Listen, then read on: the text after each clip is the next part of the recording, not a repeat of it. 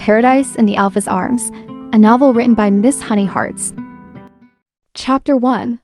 If only I could turn back time, I would have never let him leave by my side. I let out a sigh when I heard the car stop in front of the school gate. Before leaving, I gave myself one last check in the mirror. This is it. After 5 long years of mourning and hiding away from the world, suffering a devastating loss when the man I loved died, I have now decided to go back to school. I looked at the gate and the buildings inside it. A part of me was missing going to the hallways, sharing laughter with friends, and especially walking with Noah after classes. And then we would go to food courts to bond and date while doing our assignments together. In addition, a part of me was afraid, thinking, what if I wouldn't do it this time? What if I wouldn't succeed anymore? Now that he was no longer here, and the people from our batchmates had already finished their courses, things have never been the same since the last time I remember I stepped foot in this place. This school used to bring back so many wonderful and delightful memories for me, but now that I'm returning, I could feel the eerie silence, and I feel so far behind my newer and younger classmates who walked past me having their own worlds and enjoying themselves with people they bond to. Though it was hard, I forced my feet to take a step forward. It took me a lot of courage to get inside the gate, carrying with me a heave in my heart. I tightly hugged the books I was carrying. I stopped walking as there were soft hands from a playful man behind me that covered my eyes. Now take a guess who's this? He challenged, grinning. I smiled the sweetest. I knew him completely, even though he was behind me, from his manly, fragrant scent to his gentle caress and his unconditional love.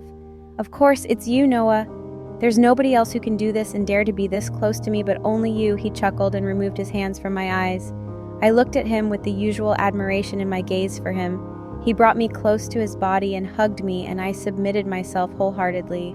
I already found my safest haven in this world, and it was in his arms. I missed you, Noah. He pat my head and we gently released from that hug, then he gave me a smile. I missed you, baby. I let him as he put his arm on my shoulder and we walked together. How was your summer vacation? Did you enjoy it? I dearly asked him. It was alright, but not so much because I couldn't help missing you. I beamed even wider. He really always knew how he could flatter my heart. How about you? You enjoyed your summer break? But I think it's always more fun to be in school because here, I could see you every day. He chuckled and then planted my head with a soft, gentle kiss. Going back to the present, I couldn't help but smile bitterly. Those were just one of the bittersweet memories my love left for me. We were about to begin our sophomore years at that time, and it was the first day of class after a 2-month academic break. We hadn't seen each other in quite a while, and when we met again, nothing had changed. We always wanted to be near and got each other's backs. Indeed, one of the saddest things about life is when happy moments turn into golden memories. No matter how much I wanted to go back to how everything used to be, I possessed no power to do that, and the only thing I could do was reminisce. The next thing I knew, I'd stopped walking again because I'd noticed the couple on the bench beneath the big Nara tree. Nostalgic. How could I forget that that place used to be our lover's den too, when Noah was still alive? I watched the two as they study their books together. Noah and I used to do that during our vacant time. We would sit together on a bench, and sometimes I would even fit myself to lay down there and rest my head on his lap, while he remained sitting, and he would read me a book, caress my hair with his soft fingers, and cut my cheeks as if it was the cutest squishy thing ever that he could gently pinch. I felt my heart load even heavier. I really missed him, and longed to feel his loving warmth and care once more. To cope with my emotions, I decided to walk further. After 5 years of grieving Noah's passing, I realized that continuing to feel sorrow for him would not help me recover from this greatest tragedy, and it would only prevent me from moving forward with my life. It would only lead me to not being able to let him go and his memories. You could have played better, Rain. Shut up, Jude. You were also at fault for why we didn't win the game. Come on, boys, don't take it too seriously. To take your minds off the fact that you will never be able to beat Trey at a game, just remind yourselves that he is by nature the best player among you. That simple. I caught a glimpse of the group of students talking gleefully as they walked through the corridors, and it seemed like they were completely ignoring other people around. 3 boys and 2 girls. They appeared to be cool, and I couldn't help but notice that every student they passed by as they walked would automatically look at them with admiration. Some would even smile and greet them.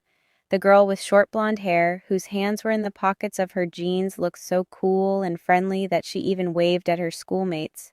while the other girl with red hair seemed to be clingy with the boy she was hugging and totally snubbed other students who she was maybe thinking were not part of their circle of friends. The guy that was hugging the girl seemed to be a casual person who would smile at anything often. The other one seemed to be a little serious and snob, but the one who caught my attention the most was the tallest one among them. He appeared to be the most domineering and most gorgeous with that lazy smirk on his lips. My chest pounded violently. I couldn't be wrong.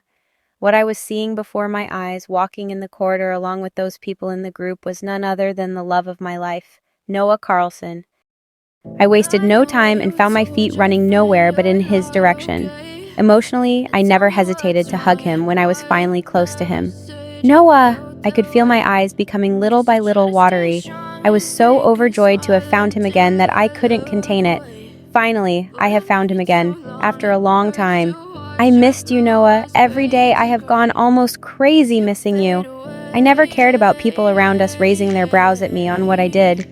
Even Noah's friends seemed to have been appalled and confused about what was happening. But I didn't care at them all. The most important thing for me was Noah. Having him found after several years, I had no trace of him. He didn't seem to reciprocate my embrace, but that was fine with me.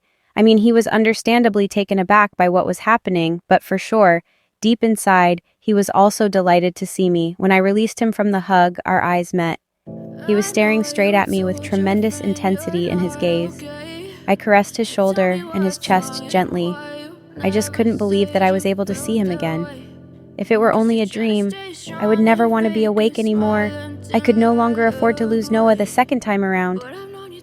Noah, where have you been? We've been looking for you all these years. Why were you hiding, and why did you show up only now? Why didn't you contact me for the past 5 years? We all thought you were dead. Do you even have any idea how insane I became since the day you vanished on that awful afternoon in the midst of the deep sea? I've been missing you day and night, Noah. What the heck are you saying, miss? Are you on drugs? The moment he spoke was the moment my fantasy was cut short and my bubble had just burst. I heard people around us laugh, and that seemed to be brutal lady friend of his in her red-colored hair was laughing mockingly at me as if I were a complete joke. Looking at his other friends, I saw that the short-haired girl wasn't laughing at all. In fact, she had this expression, as if she sympathized with me. One guy from their group remained serious and confused, and the playful one was grinning as if watching an amusing romance drama between me and his friend. The man in front of me looked at my hands on his shoulder, and I felt as if electrocuted by the way his eyes pierced me. Thus, I immediately removed my hands from his body. It was a total embarrassment. My name's not Noah, it's Trey. Trey Gregori to be exact. He wasn't Noah?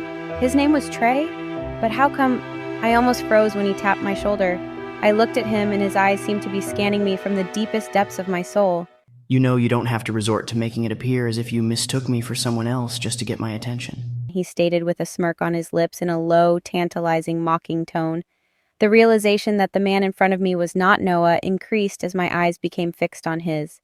He wasn't my man. I was completely stunned when his finger smoothly touched my cheek.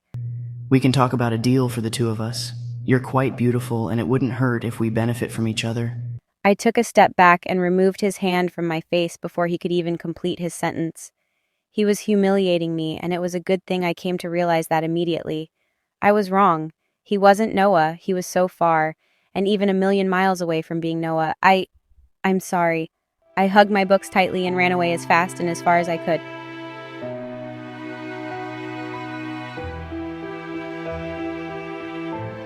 To be continued.